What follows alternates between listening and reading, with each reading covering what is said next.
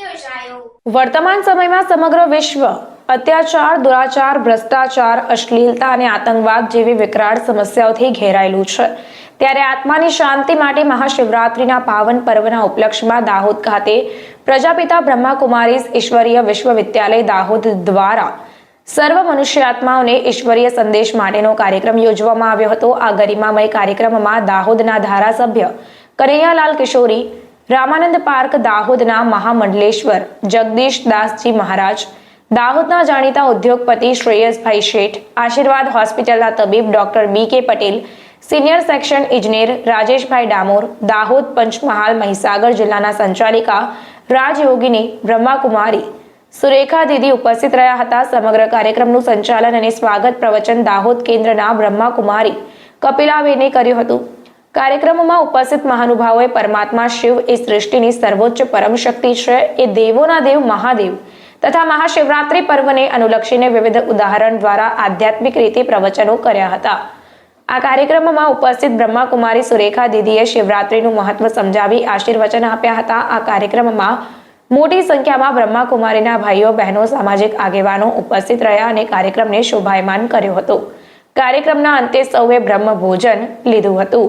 પ્રજાપિતા બ્રહ્માકુમારી ઈશ્વરીય વિશ્વવિદ્યાલય દાહોદ સેવા કેન્દ્ર દ્વારા મહાશિવરાત્રિ નિમિત્તે સ્વકલ્યાણ દ્વારા વિશ્વ કલ્યાણના સંદર્ભમાં શિવ સંદેશ સ્નેહ મિલન રાખવામાં આવ્યું હતું બ્રહ્માકુમારી સેવા કેન્દ્રના મેડિટેશન હોલમાં। આ કાર્યક્રમનો હેતુ એ હતો કે વિશ્વપિતા પરમાત્મા શિવ આ સૃષ્ટિ પર દિવ્ય અવતરણ કરી અને માનવ આત્માનું કલ્યાણ કરી રહ્યા છે। 8મી માર્ચ એ શિવરાત્રિનો દિવસ છે। તે દિવસે પરમાત્મા શિવનું અવતરણનો યાદગાર દિવસ છે। ભક્તિ માર્ગની અંદર પણ ભક્તો પણ ખૂબ ધૂમધામથી આ તહેવારને મનાવતા હોય છે અને એ પરમાત્મા શિવ આપણે બધા મનુષ્ય આત્માઓના પિતા છે અને પરમાત્મા શિવનું અવતરણ વર્તમાન સમયે અત્યારે 88 વર્ષથી આ સૃષ્ટિ પર દિવ્ય અવતરણ કરી પ્રજાપિતા બ્રહ્માના તનનો આધાર લઈ અને મનુષ્ય આત્માને કલ્યાણ કરવાનું કામ કરી રહ્યા છે। દુનિયાની અંદર અત્યારે અજ્ઞાનરૂપી અંધકારી રાત્રિ ચારો તરફ છવાઈ ગઈ છે। માનવ મનની અંદર અંધકાર છે, એ અંધકારને દૂર કરવા માટે પરમાત્માએ આ સૃષ્ટિ પર દિવ્ય અવતરણ કરવું પડ્યું છે। તો અત્યારે શિવરાત્રિ કહેવામાં આવે છે। શિવની પાછળ રાત્રિ શબ્દ કેમ? તો કે શિવનો જન્મ પણ નથી અને શિવનું મૃત્યુ પણ નથી। એ અજન્મા, અભોગતા, અકર્તા છે, જે જન્મ મરણના ચક્રમાં આવતા નથી। એટલે પરમાત્મા શિવ પરકાયા પ્રવેશ કરે છે અને આવીને જ્ઞાન આપે છે।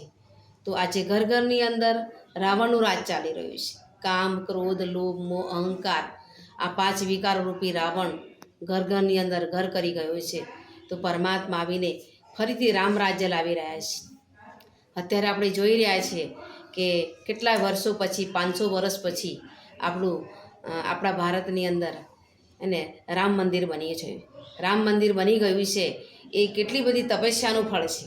હવે સમય નજીક છે કે રામ મંદિર બન્યું છે એટલે ભગવાન હવે ફરીથી ભારત દેશમાં ભારતને સતયુગી ભારત બનાવી રહ્યા છે, રામ રાજ્ય બનાવી રહ્યા છે। એ પણ હવે સમય દૂર નથી। અત્યારે આપણે સમય જોઈ રહ્યા છે એ ચારો તરફ લડાઈ ઝઘડા, બીમારીઓ, માનસિક બીમારીઓ, શારીરિક બીમારીઓ પણ વધી રહી છે।